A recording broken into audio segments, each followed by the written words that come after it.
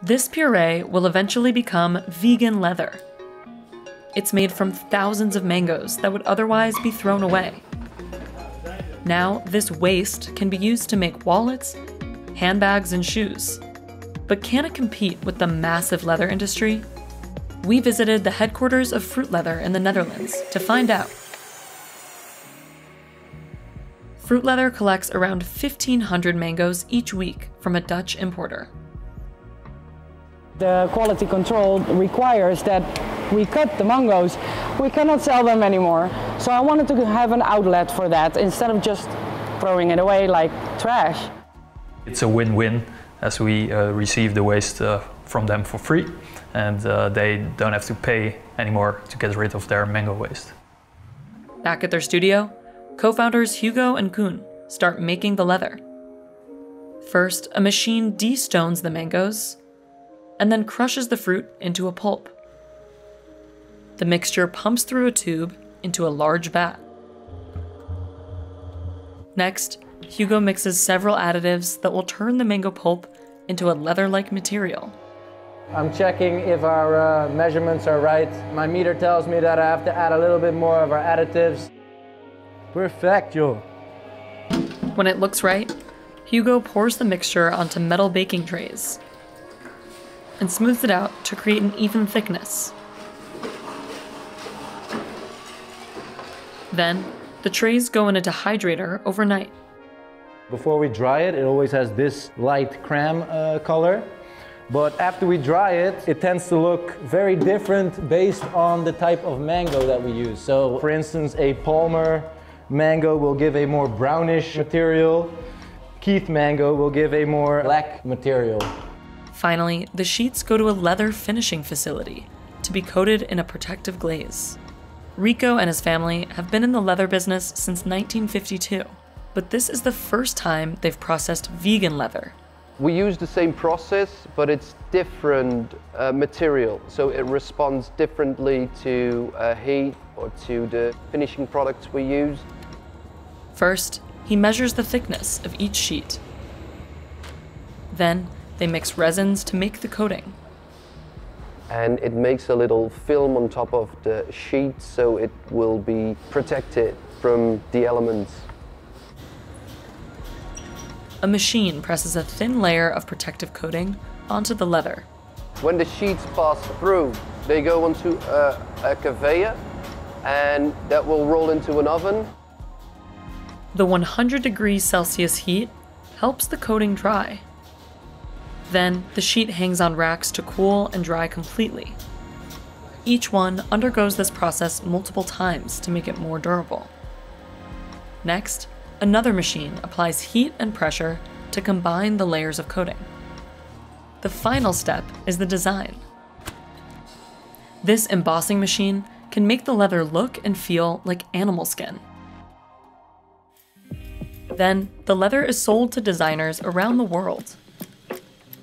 Hugo and Koen first came up with the idea for Fruitleather back in 2015.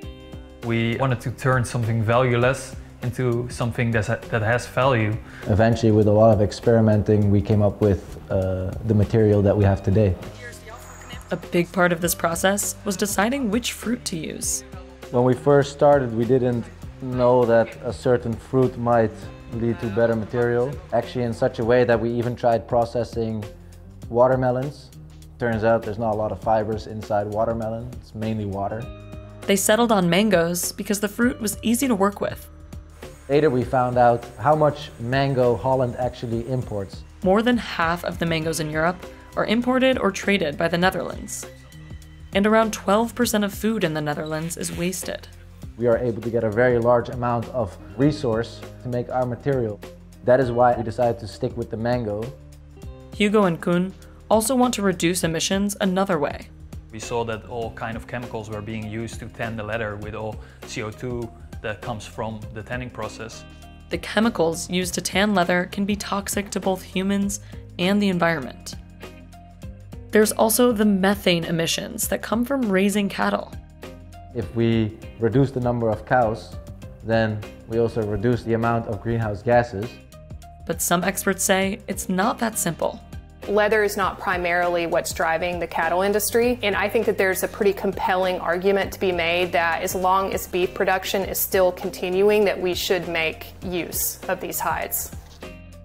Vegan leather also comes with its own challenges. Although some of it is made from mushrooms or pineapples, most is made from plastic. And this still leaves a large carbon footprint. People started realizing that polyurethane leather, which is made from oil, is not the solution. In 2020, the synthetic leather market was valued at over $30 billion. And one study predicts it will grow to over $40 billion in the next 6 years. But that's still only a fraction of the leather industry, which was valued at nearly $400 billion, 13 times more than its synthetic counterpart.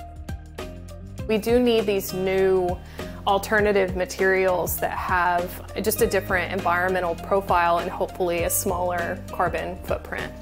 But for small companies like Fruit Leather, it's hard to compete. Right now, Fruit Leather is only able to produce 80 square meters of leather per month. That's about 250 pairs of shoes. The final product costs around $22 per square foot. And the small size of each sheet means the company can only make certain products. Eventually we want to work towards creating the material on a giant roll so that we can also increase our production capacity, but also expand the range of products that the material can be applied to. The mango leather also doesn't last as long as traditional leather. The upholstery of a car needs to last like 10 years. This is something it wouldn't be able to withstand now. But they are still working to make the product more durable. And Hugo and Koen say their goal isn't to replace cow leather altogether. This process has been completely thought out, and we started in 2015, so we are not gonna suddenly replace a product that has been around for thousands of years.